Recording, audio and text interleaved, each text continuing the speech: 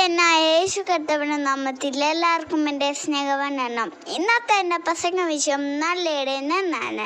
അന്നാരാധമായി നമുക്കൊരു വേദവാക്യം വായിക്കാം. യോഹന്നാൻ 10:11. ഞാൻ നല്ല ഇടയനാവുന്നു. നല്ല ഇടയൻ ആടുകൾക്ക് വേണ്ടി തൻ്റെ ജീവനെ കൊടുക്കുന്നു. സ്വന്തം ജീവനും ഒപ്പമുള്ളവർക്ക് പങ്കുവെക്കുന്ന മനുഷ്യനെ വിളിക്കുന്ന പേരാണ് ഇടയൻ. ആടുകൾ എന്തിടെ ഇടയൻ കണ്ടെത്തി കൊടുത്ത പുൽപ്പുറങ്ങളിൽ മാത്രം അന്നം തിരയുന്ന അനുസരണമുള്ള ജനങ്ങൾ. എന്നാൽ കർത്താവല്ലാതെ നല്ലൊരു ഇടയൻ ആരുള്ളൂ?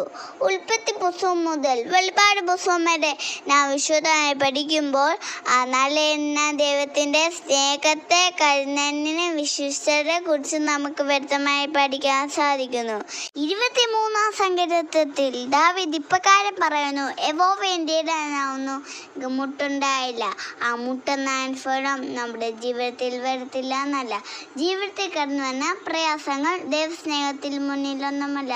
ഈ നല്ല ഇടയൻ കാണാതെ പോയ ആടിനെ അന്വേഷിച്ചിറങ്ങുന്നവനാണെന്ന് യേശു പറഞ്ഞ ഉപമയോട് നമുക്ക് വ്യക്തമായി പഠിക്കാൻ സാധിക്കുന്നു. ഒരിടയന് 100 ആടുകളുണ്ടായിരുന്നു. ആ 100 ആടുകളെ കൊണ്ട് മേയ്ക്കാൻ പോയി. തിരിച്ചു വന്ന് എണ്ണി നോക്കിയപ്പോൾ ഒരാടിനെ കാണാതായി. 99 ആടുകളെ വന്നിട്ട് കാണാതെ പോയ ആടിനെ അന്വേഷിച്ചിറങ്ങി.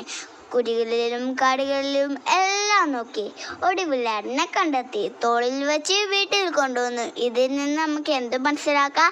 കാണാതെ പോയ ആടി അന്വേഷിച്ചിറങ്ങിയതുപോലെ നമ്മെ ഓരോരുത്തരെയും തേടി അന്വേഷിച്ചു വരുന്ന നല്ല ഇടയനായ യേശു ക്രിസ്തു പറഞ്ഞ ഇങ്ങനെയാണ്: ഞാൻ ആടുകൾക്ക് വേണ്ടി തൻ്റെ ജീവനെ കൊടുക്കുന്നു.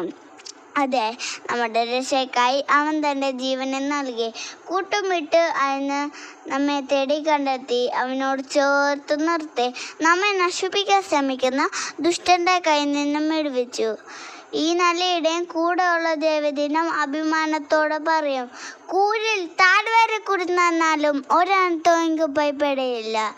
ആ നല്ല ഇടയൻ്റെ പാത പിൻപറ്റുവാൻ ദൈവം നമ്മളെ ഓരോരുത്തരെയും സഹായിക്കുമാറാവട്ടെ.